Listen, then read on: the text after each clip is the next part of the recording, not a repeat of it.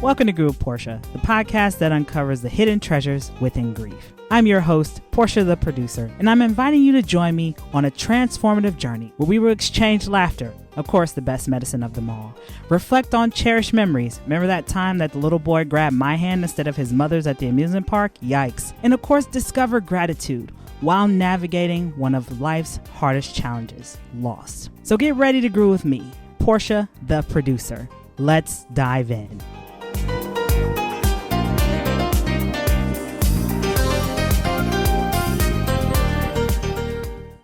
Welcome back to Grieve with Portia, everybody. I'm your host and executive producer, Portia, the producer. And as always, don't forget to like, share, and subscribe to keep up with the latest and greatest of all Grieve with Portia. So today, I am joined by a returning guest who is on a mission to help others transform the pain from their grief into a journey of empowerment and discovery. So welcome back to Grieve with Portia, licensed professional counselor, Miss Katie Rossler. How you doing today, Katie? I'm good, Portia. Thank you so much for having me back. And I'm excited to be on your show and dive into the topics that you and I tend to bond over. Yeah. Of course, growing through grief, right? Because for our audience who's tuning in, Katie came on my show in November of 2021. And so, Katie, that was when your book, The New Face of Grief, was kind of coming out. And, that was during the kind of latter part of COVID, too. So there was a lot of, I guess you can say, grief surfacing in the lives of not just me and you, but others around us. So, Katie, for our audience, I love to start off my conversations with gratitude. What are you grateful for today? I am grateful for today and upcoming vacation. We are on summer vacation here in Germany at the time that we're recording this, and we save our actual vacation trip at the end of the trip. So I am so grateful it's coming. So grateful it's coming. Katie, I feel that. I mean, especially to tie into our topic of the day around grief, vacation is essential. Disconnection is so key in traveling. I don't know what it is about travel, but it helps to, in a sense, kind of ease your grief. And we'll dive into more of that too. So, Katie, I got to say, first and foremost, I'm always grateful whenever me and you get to connect. When we first connected and you told me about your book and I had the opportunity to read it, it resonated with me even before my mom made her transition. So I'm always extending my gratitude to you and, this grief journey, right? There's so much growth that can happen within our grief journey if we learn how to embrace it. And so, Katie, I actually took the time to listen to our previous conversation that we had back in November. And for our audience, you'll be able to see the link to our previous conversation in the comments and description. So, Katie, one of the things that you talked about was how self-care is a non-negotiable, right? Especially at that time, you had your 10-month-old at the time. So, Katie, I'm curious for our audience, how can we learn to, in a sense, incorporate our grief into our day-to-day, just like we incorporate self-care? Yeah. So what I encourage my clients to do is that we don't have to grieve throughout the day, though it will show up. If we allot a time and space for grief to have its presence be fully experienced, then it allows us to go about the rest of our day without it maybe as negatively impacting. Now, this is for those who are experiencing, and you and I know, I talk about hidden grief. This can be grief related to death, but in the first month or so after a grief related to death experience, you're going to be grieving all the time. There is no, let me try to control this and contain it. I'm really talking about that grief that's been with you for a while, that maybe came because of life transitions, changes, moves, adjustments, losses in a variety of ways, and really letting go of the way we thought life would or should go. So when we create space for that grief, whether it be sitting down and journaling or doing some meditation or going for a walk in nature to just really reflect on, maybe sadness that's still there, or anger, bitterness, frustration, hurt, questioning, there's lots of things come up in grief. When we create that space for that, then we'll notice there's more harmony in the rest of our week because we hold that space each day. And that could be as easy as, at the end of the day, journaling not only the grief you're still working on, but maybe some things that got kicked up throughout the day, things that triggered you or upset you. You know, when we talked last time as well, it was self-care isn't just, glass of wine and bubble bath. Like, self-care is really taking care of your body, listening to your body rather than just eat your feelings, eat what your body needs for nutrients, doing things to exercise and get the stress hormones moving out of your system, being able to take that time for mental health, whether it be talking to a coach or a therapist or doing the journaling and reading a personal growth book. Like, there's so many ways that this shows up.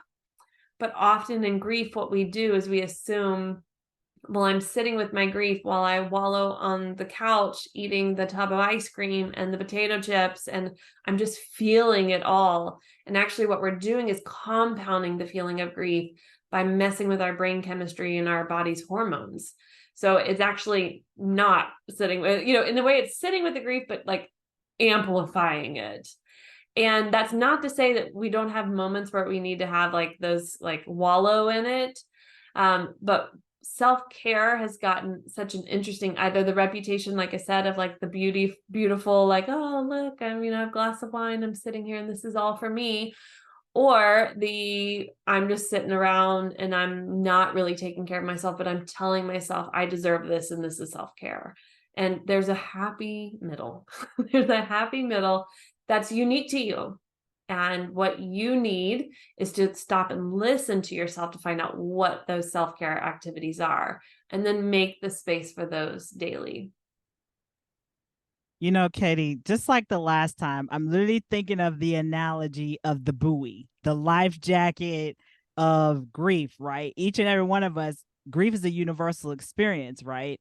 But for some of us, we just lay in the ocean with the life jacket, versus some of us find a way to flip over and swim the shore, Yep. right?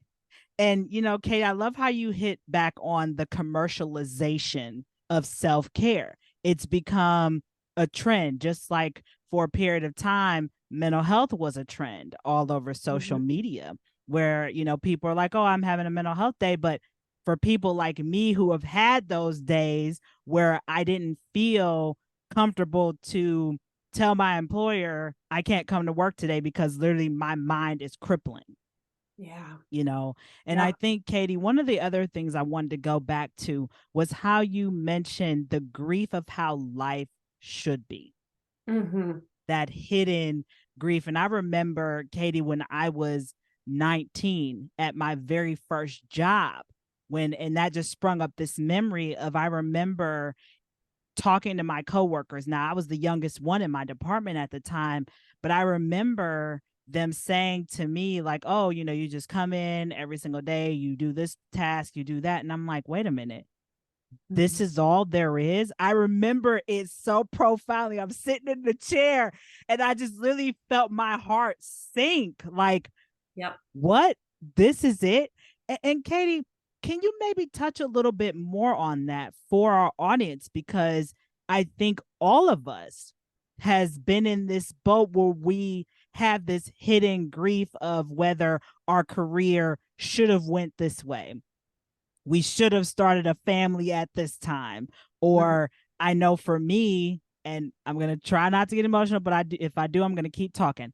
For me, I should have had both of my parents present for my wedding day.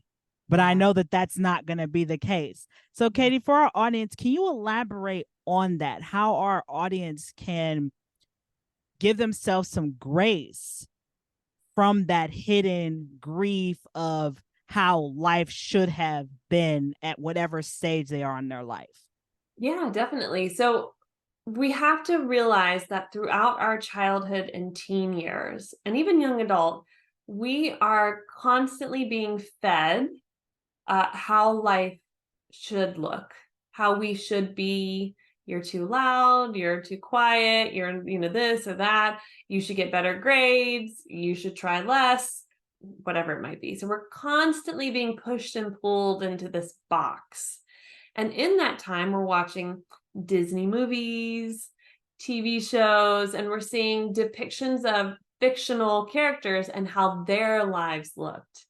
And I swear that the generation that I serve right now, when I do couples therapy, which is on a rare occasion now, but I used to do it a lot, one of the biggest problems they had was like the Disney issue of like, but he's not this and he didn't do this and he didn't. I'm like, yeah, that's a Disney character's like, he's gonna rescue me and then he's gonna stay the same the rest of the movie, right? Like, no, that's not how it works. So I think we were fed a lot that made us understand or believe how life should look.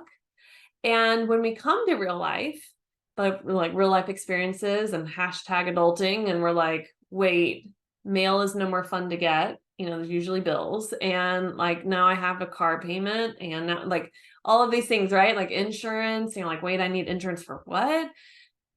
The reality doesn't feel or taste as good. And we're no longer feeling as driven and motivated. And so there's a point where we have to grieve and let go of how we thought life would be so that we can help kind of, in a sense, create the life we want. Use whatever terminology you want, manifest, pray, whatever. We want to have things occur a certain way, but we have to first remove the should haves. It should have looked like this. And when you say, my parents should have been here for that wedding day that will come in the future. Yes. Like there's this, I'm going to call it out because I had it with my third. My mom wasn't around for my third. Like that's the dream, is that the parents are there to support you on every like life journey and next step of progress that you make. But the reality is we're all human beings with bodies, and we all have, a variety of a different time of when it's time to go, right? Or maybe it could have been health issues. It could have been addiction. It could have been something that would have kept them from being a part of your life event or my life event. And that's the piece where it's like, we have to start realizing life isn't going to be the ideal dream that we probably pictured. And that's okay. That's totally normal, but we have to grieve it. We have to grieve it so that we can go, okay, what does reality look like? And what are the things I can control in the reality I have right now? And how would I like to shift some of those things? Like maybe come wedding day, there's some special things I can do to make it feel like their presence is there and something they would have loved. And I'm still going to grieve on that day. Just like I grieved my mom wasn't there for the birth of my third and never got to meet her, and there will be no memory making for her around my mom. I allow myself to grieve it, but also know I can share stories and that my older two can tell her about her grandmother and things like that. It's just about looking at what is life right now. If I remove the shoulds and the belief systems, and really it's hopes, but we say they should have, and it was I had hoped this would be this way. And we allow that to be sad and difficult and frustrating and whatever feelings come up, then we can go, okay, so I can't change the past and I can't change that, but what is it that I can do today to make me feel more connected, to help me better understand that job didn't work out, but maybe there are opportunities that are supposed to come. Maybe it's about a different type of education or shifting, a focus. I believe that when we stop holding on so tight to the shoulds, then opportunities show up, because it's like, oh, okay, they just don't show up the way we think they should. Goes back to the shoulds, right? And we have to stay open to those, but you can't stay open to them. You can't even see them when you have your blinders on with this is the way life was supposed to go. Well, like the saying goes, stop shooting on yourself. Yep. I mean, literally, it's a real thing when you think about it, because when you look at the word should, there's the intent of ending, Yeah. right? There's no openness, right? This is enclosed, signed, sealed, delivered in a box. Like you order it from Amazon, it's supposed to come exactly the way that it's pictured on Amazon. But as we both know, Katie, life and grief does not work that way at all. That's so true. I always joke with people that I work with. They talk about, the whole grass is greener on the other side, and oh, but if life would have been, I was like, girl, you would have had to cut the grass on either side. So no matter how life would have worked out, you would still have to do work. It would not be easy. There would still be challenges that would come. And that, I think, we have this, again, the Disney idealistic, but it could have looked like this, but you still would have had to do personal growth work. You still would have faced mental health and stress issues. You still would, like, all of these things still would be there no matter what. It's just a life event that there was a loss or a change or something, that transition that you weren't prepared for. Katie, I love that phrase of the grass is always greener on the other side, because there's a conditional phrase within that people forget to add. The grass is only greener when you water it. Right? That's the part that most people forget. You have to still water it. It's only going to be greener on the other side because you took the time to water it, to nurture it, where you're able to make that pivot in your career and your journey, right?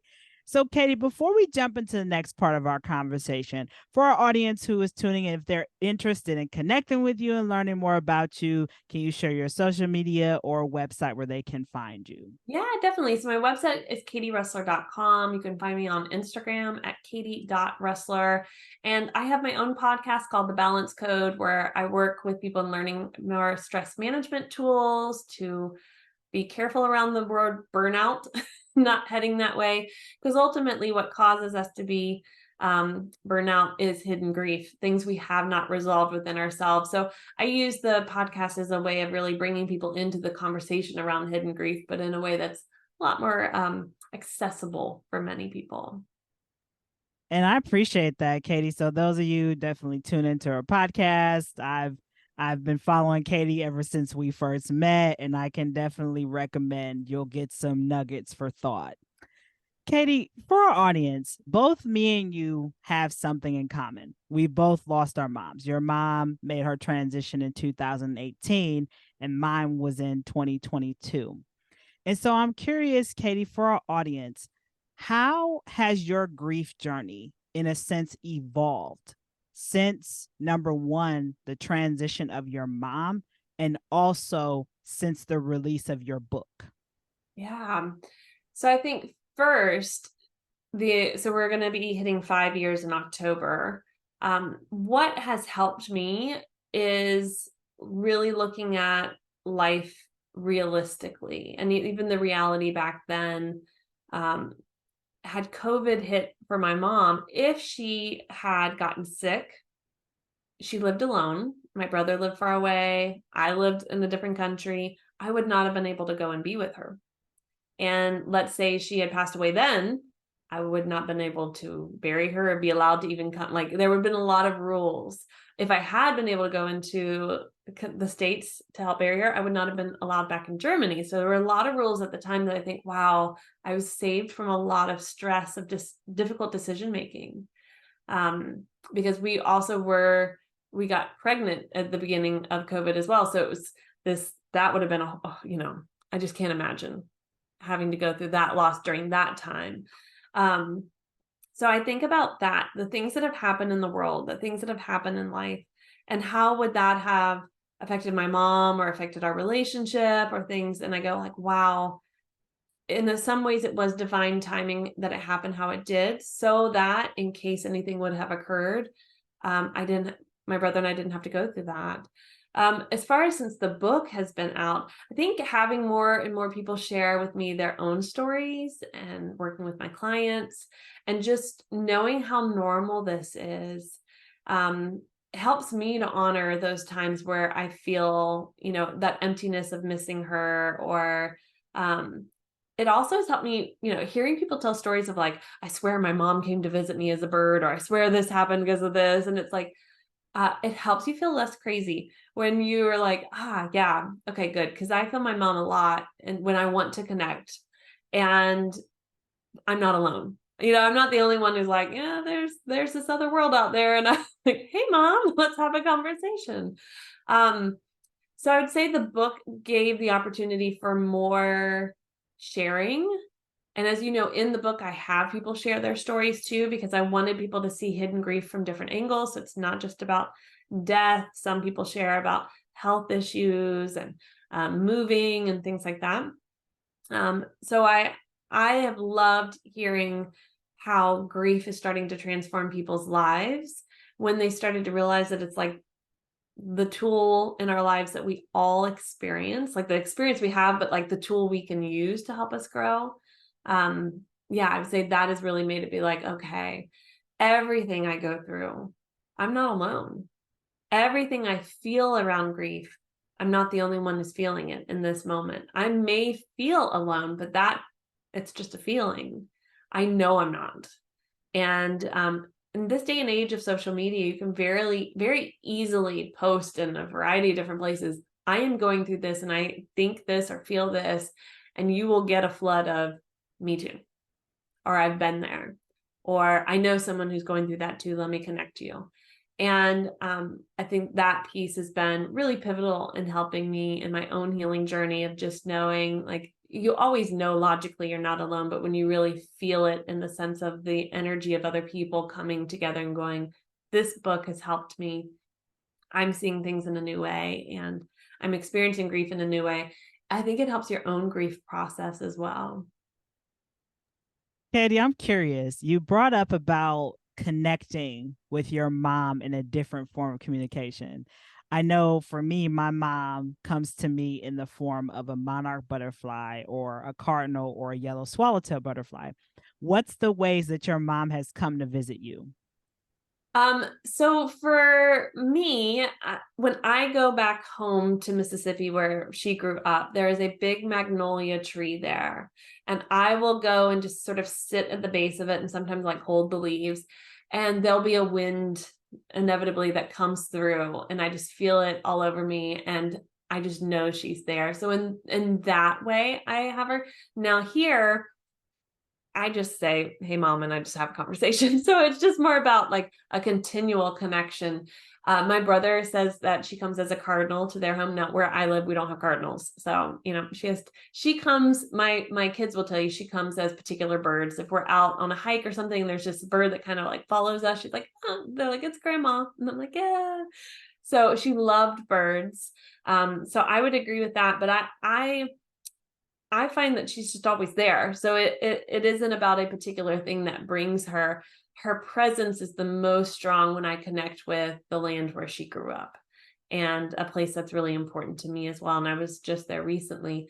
I will share though, so I had 2 miscarriages in 2019, which we had talked about too on the last episode. And I can think of it in German, dragonfly, Libella in German. A dragonfly comes to me since the miscarriages. And that for me is just a reminder of what I've overcome and that there's this little presence, 2 little presences that are out there, just still wanting to connect and be there. But it gives me hope. Like I don't see those things and feel a sense of sadness. I feel a sense of like, yes.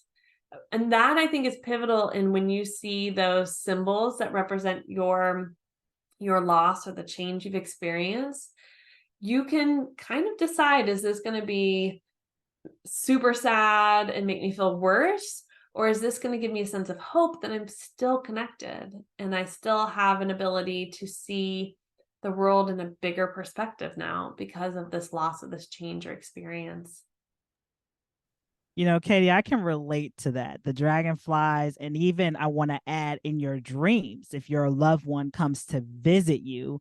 And that recently happened for me when I went to Canada in the episode that I titled Healing Across Borders, where I did a solo episode and I talked about my mom's visit in my dream.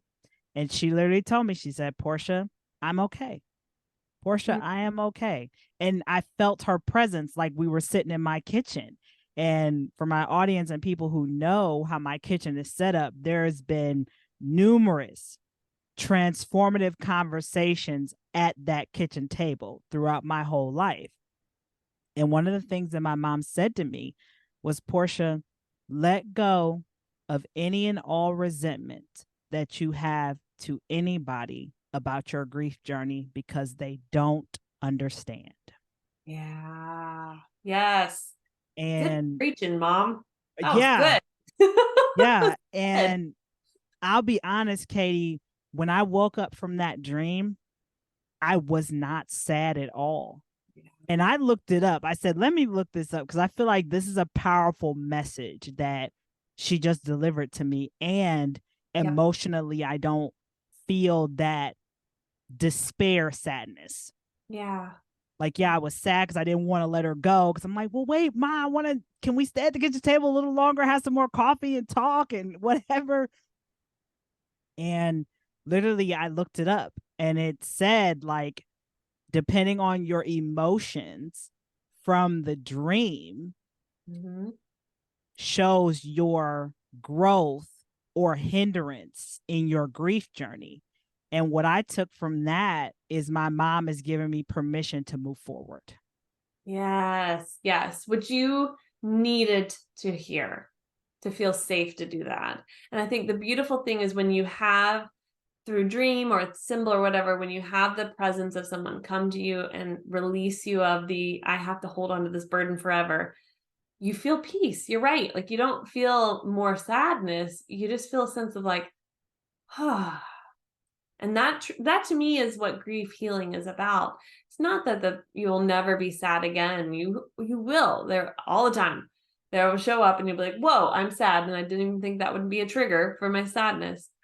But it's not wallowing. I'm struggling sadness. It's, man, I feel that emptiness that's left.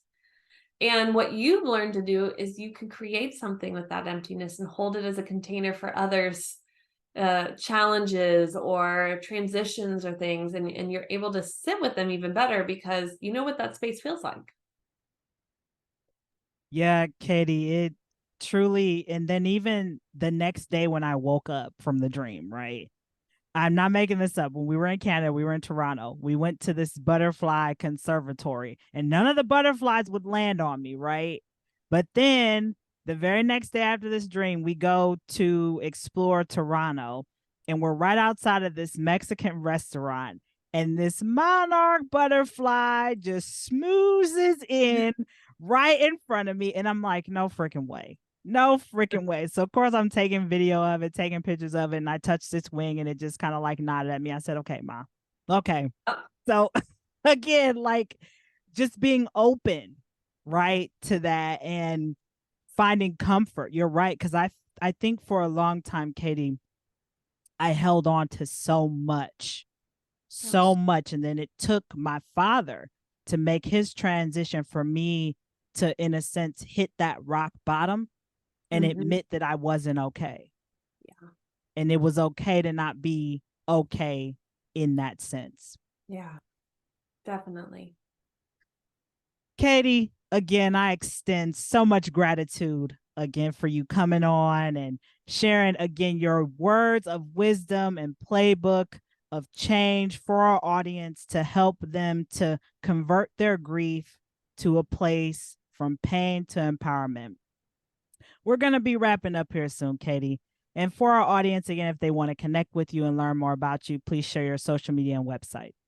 Yep. So it's katierossler.com and on Instagram at katie.rossler, Rossler. And then you can find me on my podcast, The Balance Code. Excellent. Katie, I always love to save this question for last. And you've left us with so many ways to see our grief from a place of growth instead of a place of imprisonment. What words of inspiration, Katie, can you leave with our listeners today, especially if they were in your shoes in 2018 and they're looking to change their grief from being too painful to a purposeful journey? What words of inspiration can you leave with them today? I think the biggest thing I could say to inspire you wherever you are on your journey is to remind you that part of the healing process around grief is you get to let go of all those shoulds, like we talked about. And you get to now redefine life on your terms. I think when we reach enough losses and we hit that rock bottom, we realize we can't live life the way we were. And the way we thought about things, the way we acted, and the habits that we had no longer carry us into this next chapter of our lives. So if you can start to see grief as this pivotal moment of being in that cocoon before the butterfly comes out, of I need to transform, and it will be painful and uncomfortable. But as soon as I come out of that cocoon and really let my wings out and see myself in this new way, it's the next chapter of your book. So challenges, I've gotten to a point where as the grief comes, I know what's coming afterwards. I remind myself, it's like going to the gym. There's a reason it feels good. Like I'll feel good in a week or two when I've done this, and I'll be like, yeah. So it's going, okay, I know I'm going through this time. There's a reason for it, of shaping me into that next chapter of my life. And I get to let go of all that stuff that I was holding on to, that was weighing me down. And seeing the opportunities that come just in the sadness, in being more raw and honest with yourself and vulnerable with other people. I think those pieces are invaluable. You can't recreate those. Like, it has to really be genuine in the moment. Like I always say, Katie, to everybody, your story is not for you. Your story is to help others to stop making the cemetery wealthier. Yeah, goodness. Well, everybody, that was our transformative licensed professional counselor, Miss Katie Rossler, that you heard from. And that concludes another episode of Grew with Portia, season number 2. Thanks for listening. Peace and hair grease, everybody. Thank you so much for tuning in to Grew with Portia. Remember to subscribe to my channel for the latest episodes. And of course, follow me on social media. You can follow me on Instagram at Portia the Producer. Anyway, guys, until we meet again, peace and hair grease.